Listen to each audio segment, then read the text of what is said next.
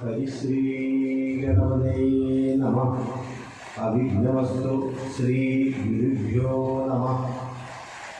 പൂജന്തം രാമ രാമേതി മധുരം മധുരാക്ഷരം ആരുഹ്യ കവിതാശാഖ വന്ദേ വാൽമീകികോകിലം. സാനന്ദരൂപം സകലപ്രബോധം ആനന്ദദാനാമൃതപാരിജാതം മനുഷ്യപത്മേഷു രവിസ്വരൂപം പ്രണാമി തുഞ്ചത്തിഴും ആര്യപാദം. ശ്രീരാമ രാമ രാമ ശ്രീരാമചന്ദ്ര ജയ. ശ്രീരാമ രാമ രാമ ശ്രീരാമഭദ്ര ജയ. ശ്രീരാമ രാമ രാമ സീതാഭിരാമ രാമ. ശ്രീരാമ രാമ ലോകാഭിരാമ ജയ. ശ്രീരാമ രാമ രാമ രാവണന്തക രാമ. ശ്രീരാമ മമ ഹൃദി രമതാം രാമ രാമ.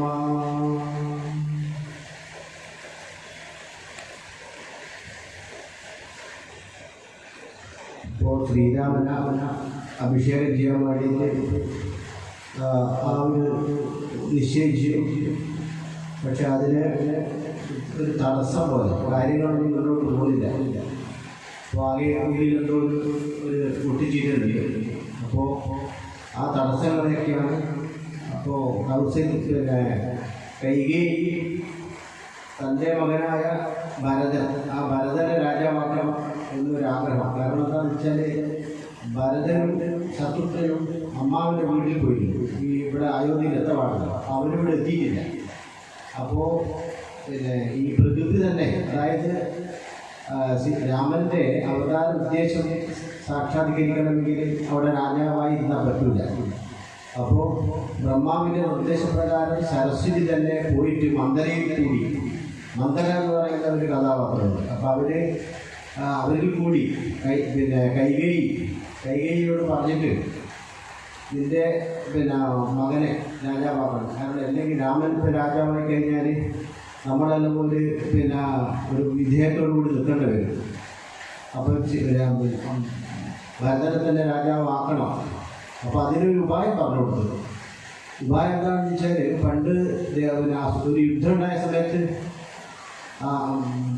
ദശരഥൻ ഒരു യുദ്ധം ഉണ്ടായിരുന്നു. ആ യുദ്ധത്തിൽ ഒന്നിച്ചിട്ട് കൈകേയി ഉണ്ടായിരുന്നു. അപ്പോൾ ആ യുദ്ധസമയത്ത് ഇതിൻ്റെ കീലം, അതായത് ഈ രഥത്തിൻ്റെ കീലം രാണിയുണ്ട്, അത് വീണുപോയി. അപ്പം അങ്ങനെ മുപ്പിനെ തീയെന്ന് വെച്ചാൽ ഇത് രാജാവ് യുദ്ധത്തിൽ നടന്നുകൊണ്ടിരിക്കുകയല്ലേ, ഇത് പെട്ടെന്ന് പോയി പോയപ്പോൾ ഇത് രഥം തകർന്നു. അങ്ങനെ തൻ്റെ വിരൽ വെച്ചു ആണിക്ക് പകരം അങ്ങനെ യുദ്ധം ചെയ്തെല്ലാം കഴിഞ്ഞ് അപ്പോൾ വിജയിച്ചു. അന്നേരമായിട്ട് അറിയില്ല ദശരഥൻ. അപ്പം ദശരഥൻ ഉടനെ പറഞ്ഞ് സന്തോഷിച്ചു, എനിക്ക് 2 വരം ഞാൻ തരുന്നുണ്ട്, 2 വരം തരാൻ പറഞ്ഞു, ചോദിച്ചുകൊണ്ട് പറഞ്ഞു.